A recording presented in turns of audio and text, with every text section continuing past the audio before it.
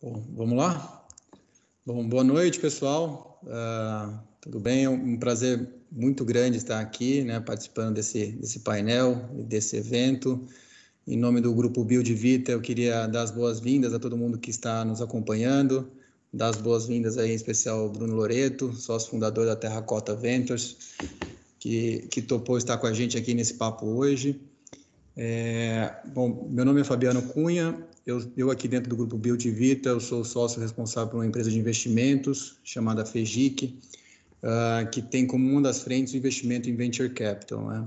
Seja através de investimentos indiretos, né, via fundos dedicados, como o caso da Terracota, mas também através de investimentos diretos nas empresas e empreendedores, né? Então, aqui na FEGIC, a gente fomenta também o empreendedorismo, né? Mas a gente faz isso de uma forma mais ampla, né? Sem viés setorial. E o nosso tema aqui hoje é justamente o Venture Capital, né? Mais especificamente o Venture Capital na construção civil, chamadas Construtecs e PropTechs, onde o Bruno é um grande especialista. Então, Bruno, já passando a bola aí para você, se você puder também se apresentar e contar um pouquinho aí sobre quem é e qual é o perfil de atuação do Terracota Ventures. Legal, pessoal. Boa noite. Um prazer estar aqui também, compartilhando um pouco da nossa vivência, né, no mercado de inovação para construção e setor imobiliário. Acho que a ideia é sempre estar colaborando com os empreendedores do ecossistema e, enfim, sempre bom estar aqui presente. Meu nome é Bruno Loreto, da Terracota Ventures, uma empresa de venture capital focada no setor de inovação para construção e mercado imobiliário. A gente olha toda a cadeia de valor dessa indústria, que é uma indústria extremamente ampla, complexa, desde a originação, né, dos insumos, produção de materiais, toda a jornada da obra, intermediação imobiliária, até o consumidor final que habita uma propriedade, seja ela comercial, residencial ou industrial. Então, é uma jornada longa e com inúmeras oportunidades, né? E a gente entende que estamos vivendo no Brasil um momento bastante oportuno para o ecossistema de venture capital como um todo, e no setor também um momento muito especial, porque estamos no início de uma nova onda, né, de crescimento nessa indústria, que é uma indústria ainda muito atrasada em tecnologia. Então, a gente entende que os próximos 4 a 6 anos, muitos negócios novos vão desromper aí os modelos tradicionais desse mercado. Legal, não, é isso mesmo.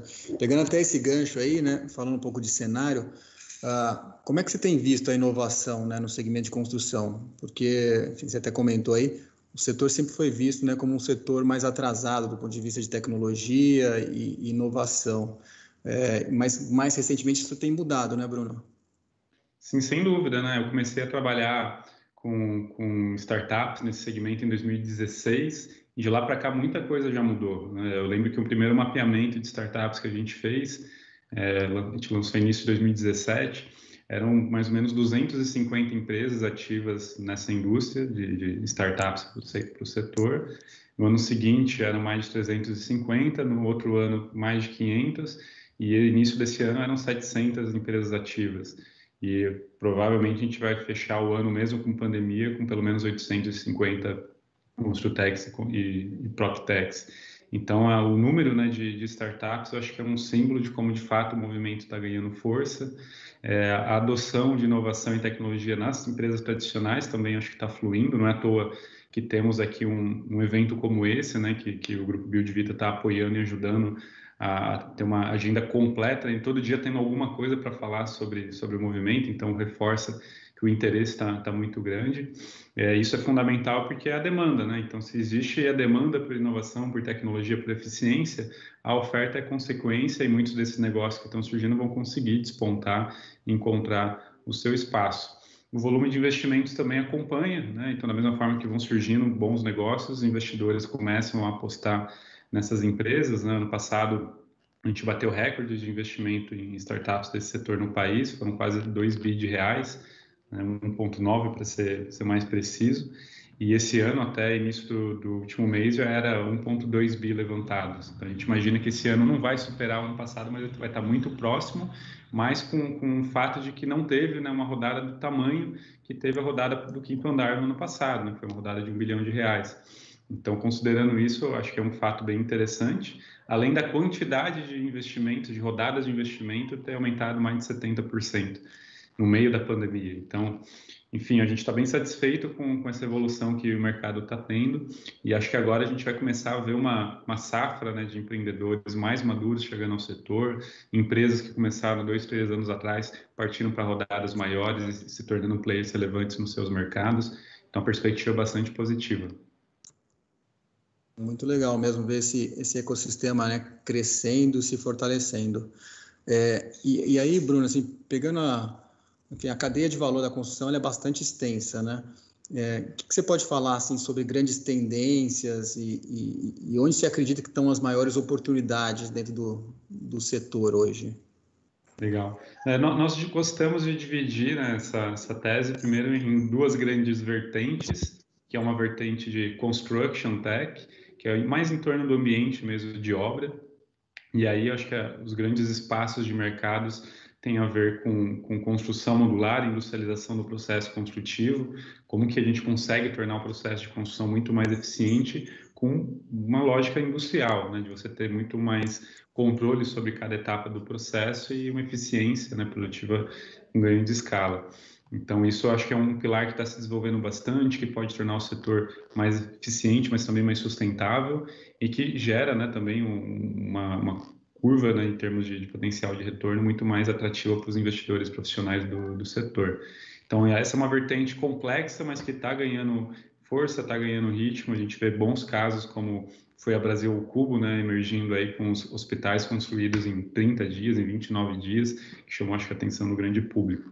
Tem uma outra onda de empresas que são empresas de software que vão ajudar na digitalização de construtoras, né? Então, as mais variadas soluções de software as a service que ajudam a resolver problemas muito específicos na jornada de construção e de gestão da construção.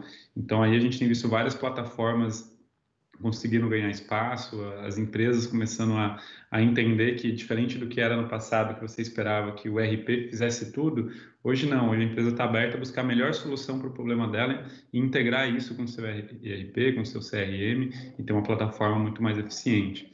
Então, aqui tem, eu acho, um grande espaço de mercado com muito negócio que pode ser criado. A gente olha bastante coisa também no que envolve, né, uma nova geração de maquinários, ativos inteligentes, uso de robotização no canteiro de obra, que no Brasil ainda é embrionário, né, o processo, não tem tecnologias tão sofisticadas, mas a gente já vê casos bem legais, Estados Unidos, Israel, China principalmente.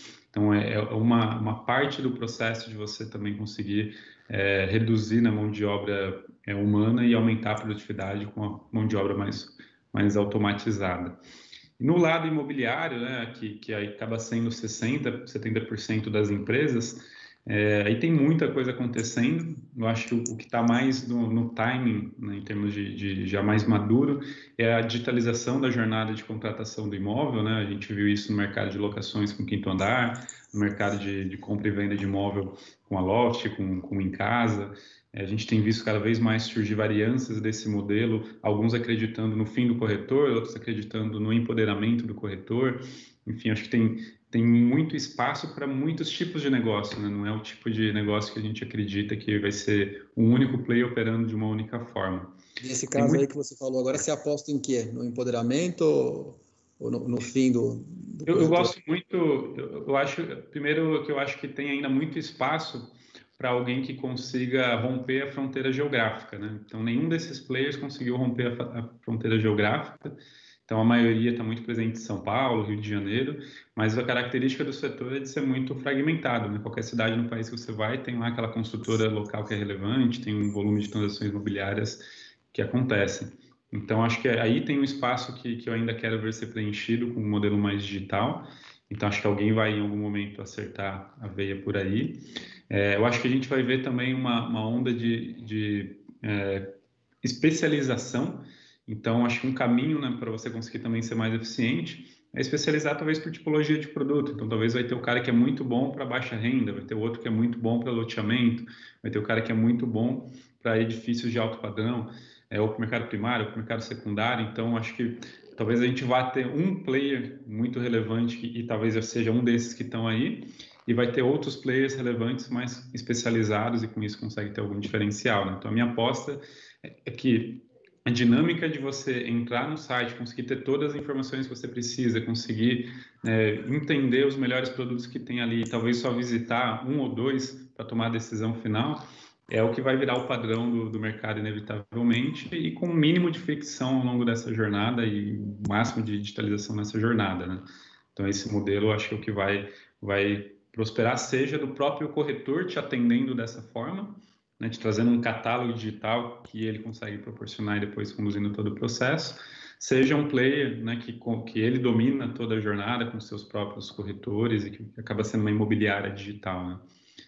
Então, isso é o que está mais quente, né? Mas tem muita coisa na área de condomínio, né? As condotechs, que o pessoal chama, tem muita coisa na área de gestão de propriedades, sob a ótica de melhorar a rentabilidade para os investidores. Tem o vertical de Real Estate as a Service, né? De você olhar para o ativo imobiliário com foco não em venda, mas em rentabilidade, com uma especialização de serviços e experiência para o cliente, e também as empresas de software oferecendo soluções para imobiliárias, incorporadoras buscando também digitalização. Muita coisa, né? São várias e várias frentes aí. E uma coisa que eu lembrei também, que muita gente às vezes também nem pensa diretamente nesse ecossistema quando se fala disso, mas são as próprias fintechs ligadas ao mercado imobiliário, né? As real estate fintechs, que é um mercado que movimenta bilhões e bilhões de reais, tem muita ineficiência ainda, e a gente começa a ver mais empresas com essa pegada de atrelar ao negócio o lado financeiro. É uma adjacência que, sem dúvida, pode gerar muito valor aí. E você acha que você mencionou rapidinho aí, mas onde que você tem visto aí no mundo, assim, países ou regiões com muito destaque em inovação dentro desse setor de real estate, né? São os suspeitos usuais aí que você falou, Estados Unidos, Israel, ou tem mais gente fazendo coisa diferente também? Eu acho que os Estados Unidos acaba sendo, né, um motor, né, para startup nesse setor, assim como em outros, né, acho que segue o mesmo comportamento. Por ser um mercado gigantesco, né, o maior mercado de real estate do mundo, então naturalmente isso fomenta já a criação de novos negócios. É um mercado que passou recentemente também por um gap de mão de obra, né, com política de governo buscando restringir a imigração, então naturalmente mão de obra encarece, tudo isso fomenta você buscar produtividade no canteiro, então acho que um conjunto de fatores tem fomentado a adoção de inovação no mercado americano. China também acho que um ecossistema que, apesar de ser difícil, né, acompanhar daqui o que está acontecendo efetivamente lá, a gente tem visto inúmeras iniciativas de buscar industrializar o processo construtivo, de ter obras mais rápidas, de ter ofertas, né, de serviço agregado à experiência para o cliente final muito mais interessante, tanto que você já tem vários unicórnios na China atrelados a esse setor, atrelados a essa tese. Então, acho que são dois mercados que se destacam.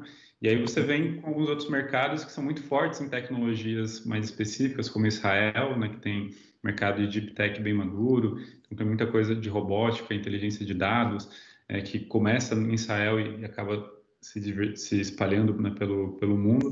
Mas é que a gente vê que tem um padrão que, de certa maneira, onde você tem mercados imobiliários relevantes, você acaba tendo mercados de construtechs e proptechs relevantes. Então, Londres, Nova York, Singapura acabam sendo centros, né, de inovação expressivos, porque tem muito dinheiro circulando em torno disso nesses mercados. Legal. Bruno, agora falando um pouquinho mais especificamente sobre terracota, né? Conta um pouquinho aí para a gente sobre qual o perfil de oportunidades que vocês estão buscando, né? Qual o estágio que vocês estão investindo, qual o ticket, como é que vocês se posicionam assim em termos de... Vocês gostam de ser líder de rodada? Legal.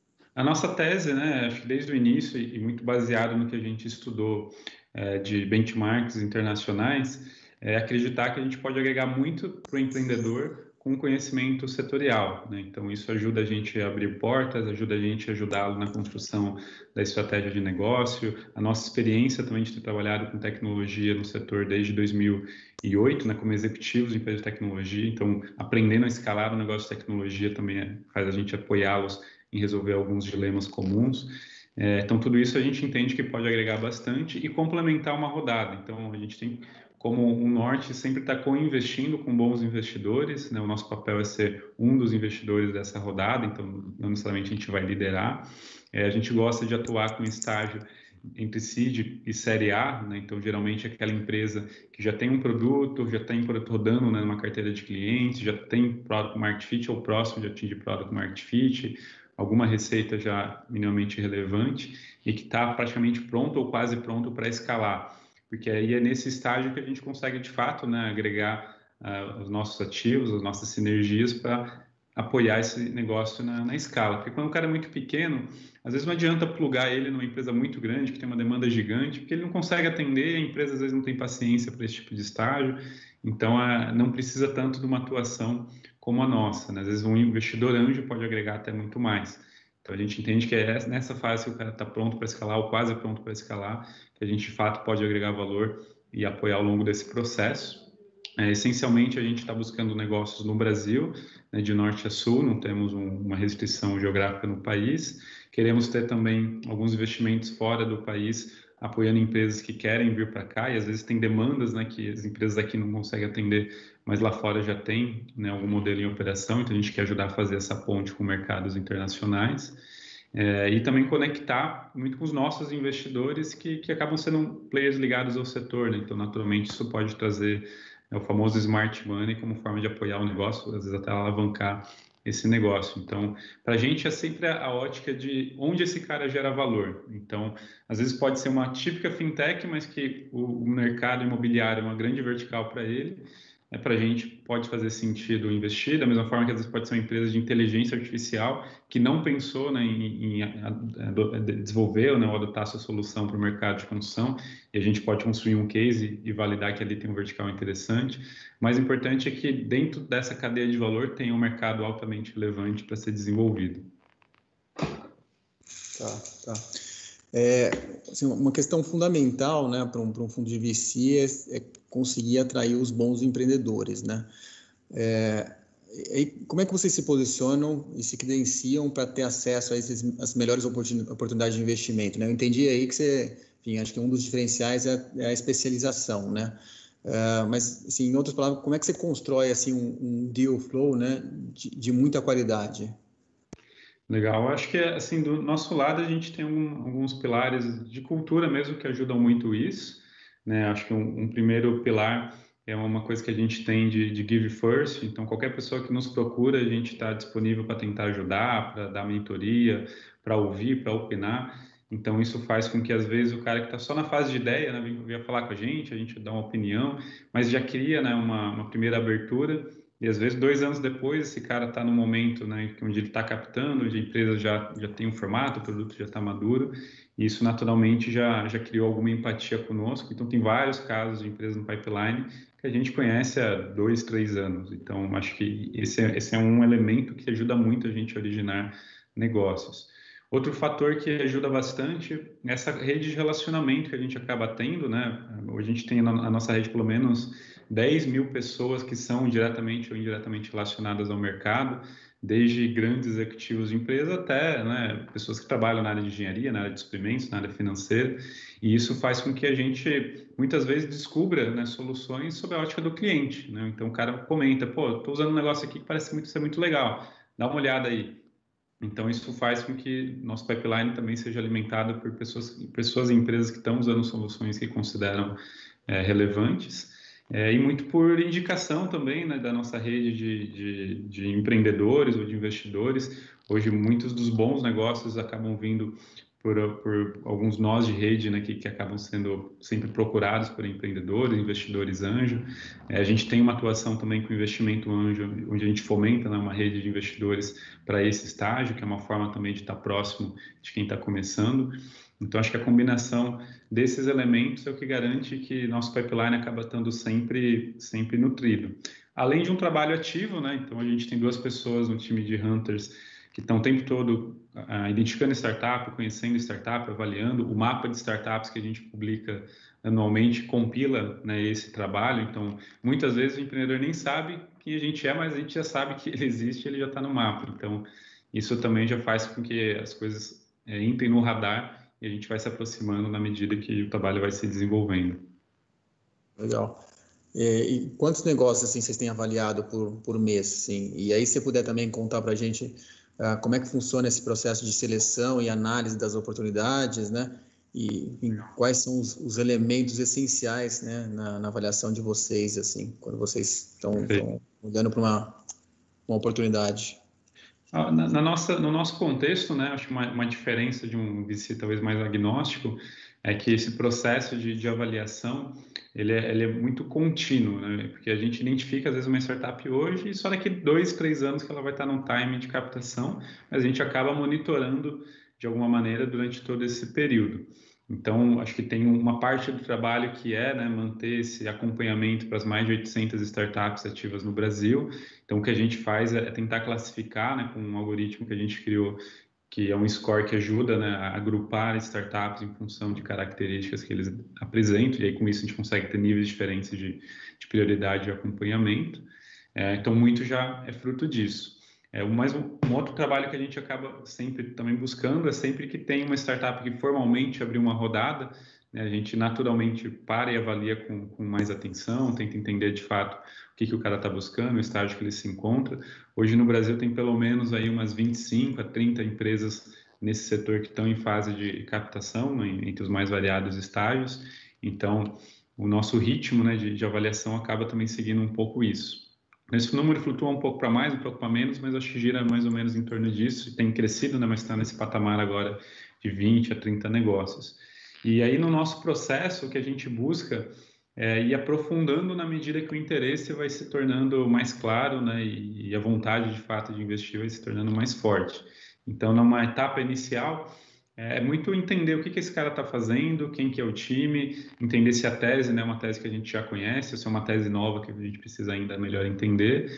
Uma vez que ele passa por um primeiro crivo, a gente começa a olhar com mais atenção para a tese, olhar para mais atenção o estágio que ele está, as métricas que ele tem atingido. Muitas vezes ele ainda não está em captação, então ainda não é o momento de decidir ou não investir, mas de entender em que momento que isso deve acontecer.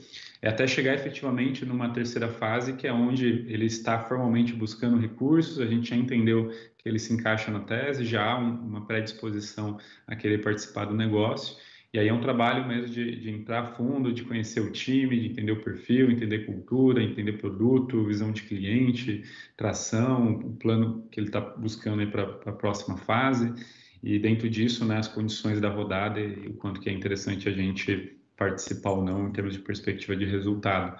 Então, passando por essas 3 fases, aí é mais uma questão processual de documentação, term sheet, enfim, não tendo nada muito, né, fora do que foi inicialmente analisado, a gente tende a seguir com o rito conforme a rodada vai se fechando. Legal, legal. Quantas empresas já no portfólio? A gente fez alguns investimentos, né, ainda antes de ter um primeiro fundo em operação, como pessoa física, né, acabando entrando como advisor em alguns negócios.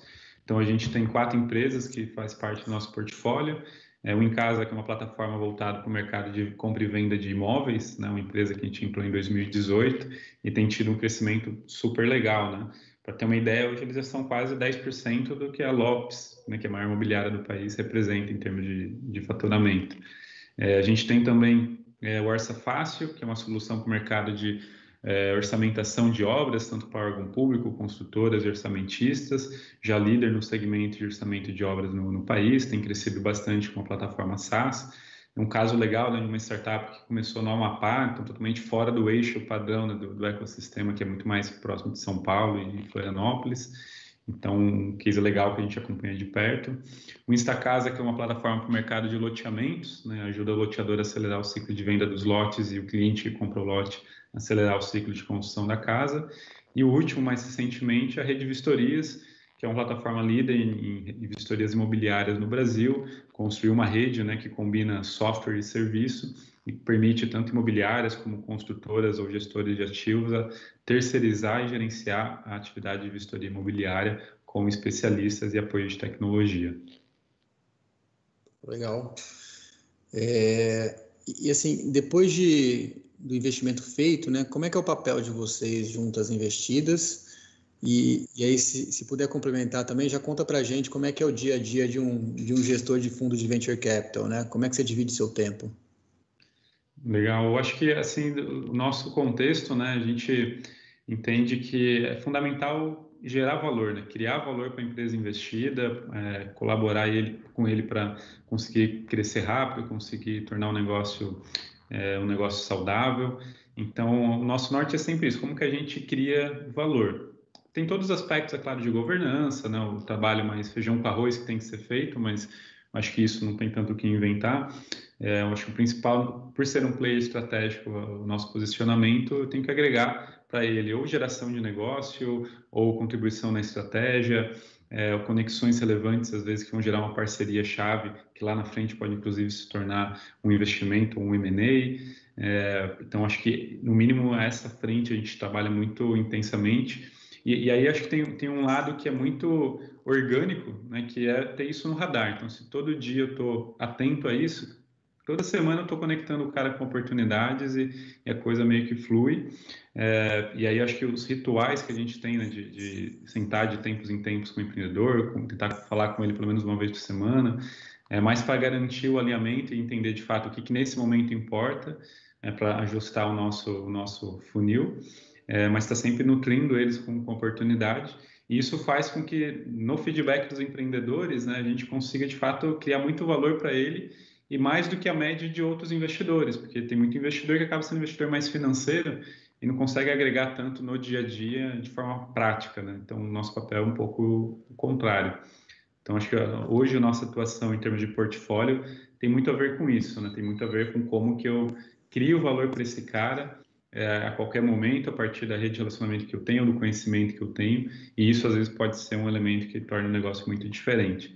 Então, o dia a dia, né, de quem trabalha com isso, tem muito a ver com você conseguir efetivamente entender, cara, o que interessa, né, ou não interessa, né, e aí eu vou falar interessa ou não interessa tanto em termos de negócios que estão entrando no pipeline, quanto em termos de oportunidades que eu posso ou não conectar com empresas que a gente já investiu.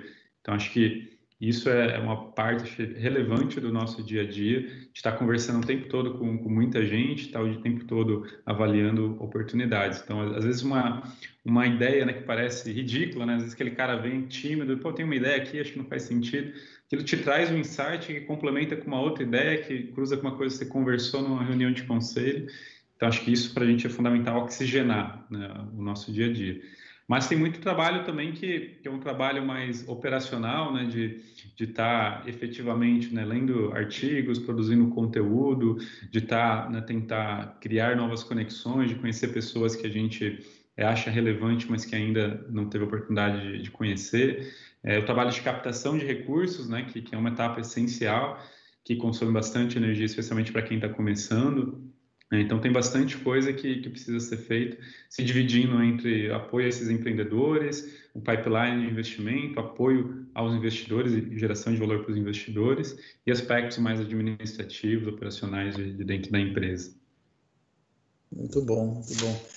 O Bruno, eu sei que a empresa de vocês é recente, né? Mas você está na estrada já tem um tempo. Já deu para aprender alguma lição com investimentos que não funcionaram, né? Assim, e se sim, que lições foram essas? Cara, eu diria que sim, sem dúvida, tem muita coisa que já deu para aprender, né? Eu acho que, assim, talvez uma primeira lição, isso acho que serve para todo investidor, em talvez qualquer tipo de ativo, né? Mas é muito fácil você viesar a sua decisão. Então, às vezes, você inconscientemente já decidiu, você fica encontrando elementos para justificar, ou o contrário, né? Ou inconscientemente, às vezes, você já criou uma resistência e fica encontrando elementos para não seguir em frente. E com startup é muito fácil cair nisso, porque startup tem muita incerteza, né? Tem muito mais respostas não definidas, né? Perguntas não respondidas, do que clareza efetivamente de como as coisas vão ser. Então, se você quisesse olhar para qualquer negócio sobre a ótica de isso não vai dar certo, você consegue.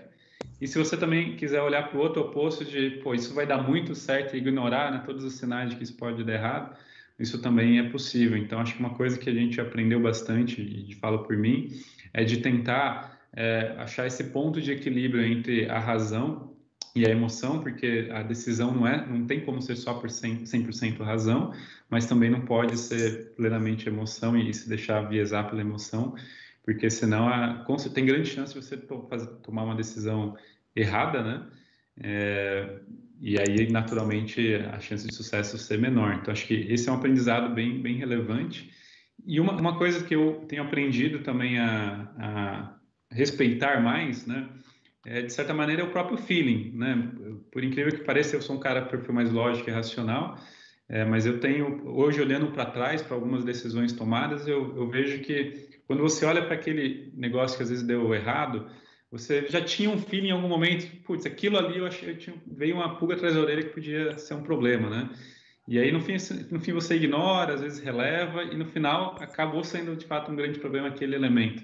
Então, às vezes, seja para o bem ou para o mal, às vezes o teu feeling tem que ser ouvido, né? Tem que ser prestado atenção e você ativamente, talvez, tentar entender o que você faz com aquilo, mas não plenamente ignorar, senão você pode perder uma boa oportunidade ou entrar num negócio que se demonstra não tão bom assim. Investir em venture capital está longe de ser só ciência, né? Sem dúvida.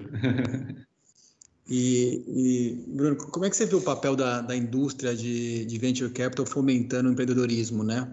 Você acha que essa trilha ela funciona para todo tipo de empreendedor ou só para aquele empreendedor mais experiente? E até assim, aproveitando, você tem alguma mensagem ou dica para deixar para aqueles empreendedores que, enfim, estão pensando em captar dinheiro com fundo de venture capital?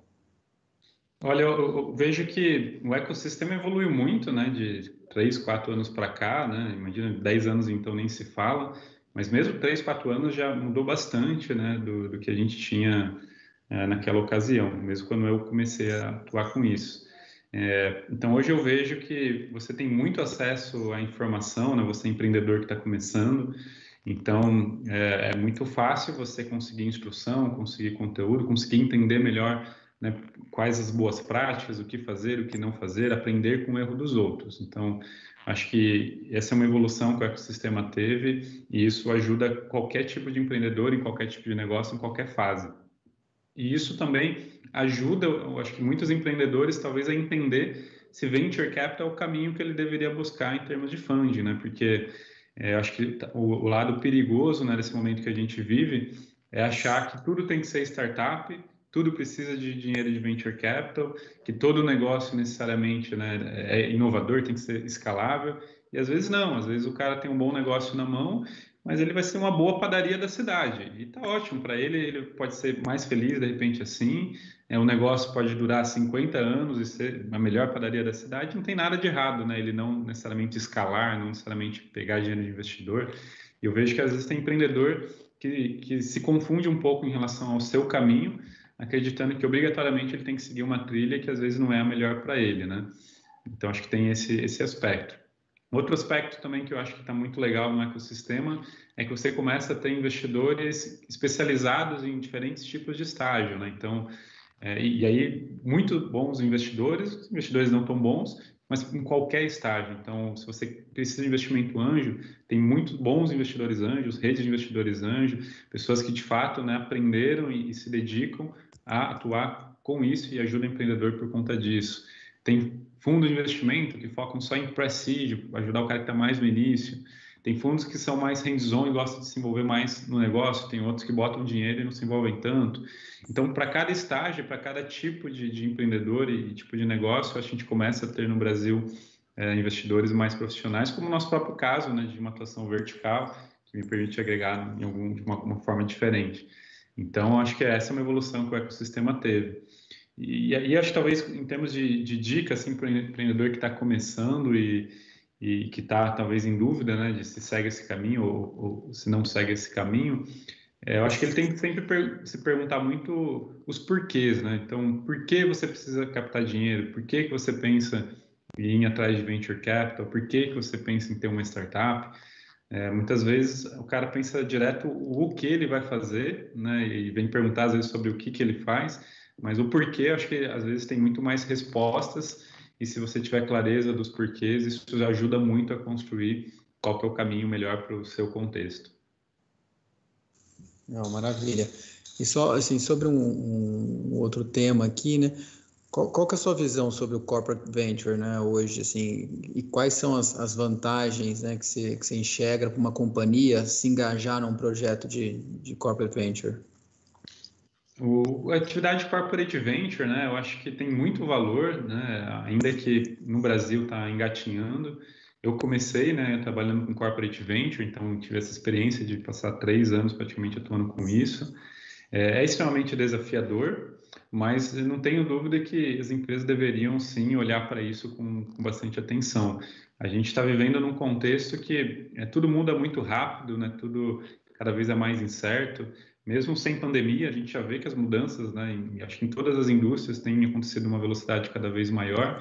Então, acreditar que apenas dentro de casa você vai ser capaz de encontrar os melhores caminhos, acho que hoje em dia não faz muito sentido. Então, o Corporate Venture vem como uma forma de aceitar que talvez tenha mais chance, né, de surgir algo interessante fora de casa do que dentro da sua própria casa. Então, se você se permite, no mínimo, a observar e participar, você consegue não ser pego de surpresa, você consegue antecipar situações, você consegue entender cenários e, com base nisso, retroalimentar a sua estratégia, né? Então, a atividade de Corporate Venture, né, que é a relação da empresa com startups, com empresas que vêm de fora, seja investindo ou não necessariamente diretamente investindo, mas acho que esse entendimento é uma maturidade que uma empresa bem gerida e que olha de maneira estruturada para a estratégia acaba buscando com o tempo, e hoje, né, todas as melhores empresas no mundo em termos de performance, em termos de market cap, estão olhando para isso com maior ou menor intensidade. E acho que uma coisa que também para desmistificar, que às vezes parece que é só algo para empresa muito grande, né? Então, às vezes fala em corporate venture como sendo só algo de empresas blue chips. E, na verdade, não, né? Na verdade, a gente vê que tem empresas regionais que são líderes nos seus mercados e que aceitam e se propõem a fazer corporate venture de uma maneira muito efetiva e que dá resultado. E eu diria que é até melhor e funciona mais porque, geralmente, os donos estão mais próximos e as decisões são mais rápidas, né? Numa grande corporação, muitas vezes tem muita gente que ser convencida para conseguir aprovar um simples primeiro passo. Num contexto de empresas menores, você consegue se mover com uma velocidade maior e acho que tem um impacto ainda maior se você se propõe a fazer corporate venture. Então, de fato, pode ajudar a mudar o jogo e repensar a tua visão de negócio. Verdade.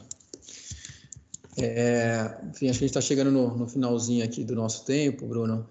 E uma última pergunta aí, para quem gosta de acompanhar, né, de perto inovação no setor imobiliário, você tem aí boas dicas de boas fontes de informação, sei lá, seja newsletters, ou podcasts, ou alguma sugestão de livro? Boa. Eu acho que para quem quer, né, de fato, conhecer novidade, para quem quer tentar estar antenado, até hoje a melhor ferramenta para mim é o Google Alerts. Então, você vai lá no Google, configura alertas, bota a palavra-chave. Cara, todo dia, toda semana ele Quantos vai... alertas você tem no seu? Cara, eu tenho alertas diários, deve ter umas 40, 50 palavras-chave assim configuradas. Desde coisas diretamente relacionadas que eu faço, até coisas nada a ver com o que eu faço que ajudam a oxigenar, né? E para mim é uma ótima fonte de informação.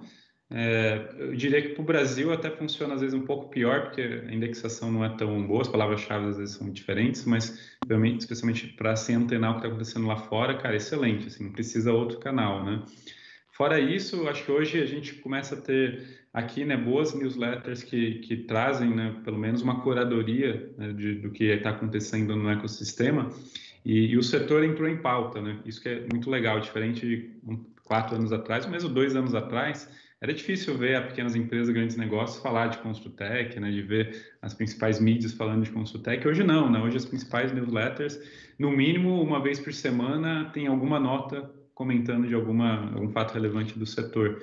Então, se você acompanha essas grandes mídias e assina essas newsletters de inovação, de negócios, você acha que já acaba recebendo isso indiretamente ou diretamente. Eu acompanho particularmente o Brasil Journal, então sempre chega coisa legal por lá, acompanho startups.com, do Gustavo, acompanho o pessoal da PEGNI, acompanho o Exame, enfim, esses portais que acho que têm conseguido se repaginar e trazer tanto um conteúdo para o público e negócios mais tradicionais, mas também os negócios mais digitais.